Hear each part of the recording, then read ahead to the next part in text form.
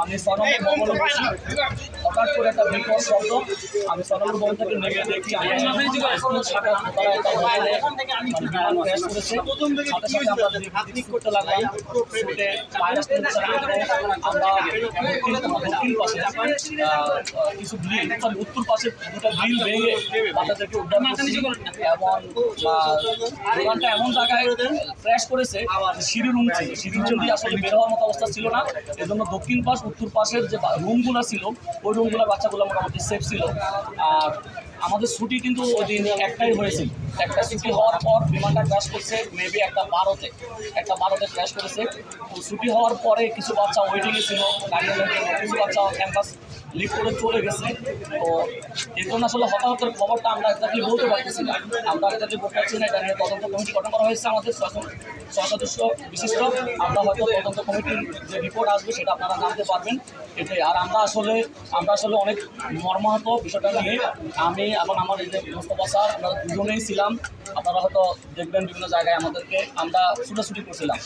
আমরা আসলে প্রাণপণ চেষ্টা করছিলাম কোমলমতি বাচ্চাগুলোকে বের করে নিয়ে আসার। ওদের চিৎকার চেঁচামেচি শুনে আমরা আসলে কী করবো আমরা বুঝতে পারি না। আমরা তারপরও গ্রিল ভেঙে আমাদের সাথে আমাদের রোভার স্কাউট, বিএনসিসি ওরাও ছিল, হোস্টেলের বাচ্চারাও ছিল, যে যার মতো করে পারছে গ্রিল ভাঙা, গ্রিলের তালা ছিল উইন্ডোর মতো, তালা ভাঙা। তারপরে একটা মই এনে 3 তালা উঠা, হোস্টেলের বাচ্চারা পিছন থেকে হোস্টেলের বাচ্চারা মানে চেষ্টা করছে গ্রিল ভাঙার। এভাবে আমরা কিন্তু অনেক বাচ্চাকে উদ্ধার করতে পেরেছি।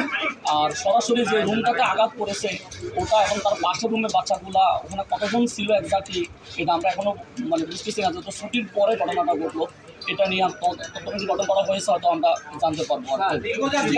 ক্লাউড সেকশনটা বেশি এফেক্টেড হয়েছে, ওখানে আসলে কতজন বাচ্চা আছে? আচ্ছা, আমি আবারও বলি, আমি কলেজ শাখায় হওয়ার কারণে ওখানে আসলে কয়টা সেকশন, কোন সেকশনের কী নাম এটা আসলে আমি ক্লিয়ারলি বলতে পারবো না। তবে যেহেতু ছুটির পরে আমরা একজন ম্যাডামের মারফতে জানতে পারলাম যে ওখানে জাস্ট বাচ্চারা ওয়েটিং করতেছিল। শুধু যে স্কাই সেকশনের স্টুডেন্টে ছিল তা না, বিভিন্ন সেকশনের স্টুডেন্টে ওখানে ওয়েট করছিল, আবার অনেকে চলে গেছে এরকম আর কি। ওখানে এক্স্যাক্টলি শুধু ক্লাস চলতেছিল এরকম না যে ক্লাস চলতেছিল 30 জন বাচ্চা ক্লাসে ছিল, হঠাৎ করে এসে 30 জন বাচ্চার উপর দিয়ে বিমান চলে গেছে এরকমও না। ঘটনাটা ছুটির পরে হলো। ছুটির পরে হওয়ার কারণে কিছু বাচ্চা গার্ডিয়ানের অপেক্ষায় ছিল, ওই বাচ্চাগুলোকে আমরা হারাইছি। তো 200 জনের মতো মারা গেছে বাইরে বিভিন্ন জায়গায় বলা হচ্ছে। তো 200 বাচ্চার মানে আসলে এই তথ্যটা কতটুকু সঠিক? এই তথ্যটা আমি আসলে সঠিকভাবে বলতে পারবো না। এরকম হওয়ার কথাও না, তবে একজাক্ট সংখ্যাটা আমরা পেয়ে যাবো 2-3 দিনের মধ্যে। আমরা এটা নিয়ে কাজ করতেছি, আমাদের শিক্ষকরা এটা নিয়ে কাজ করতেছে। আমাদের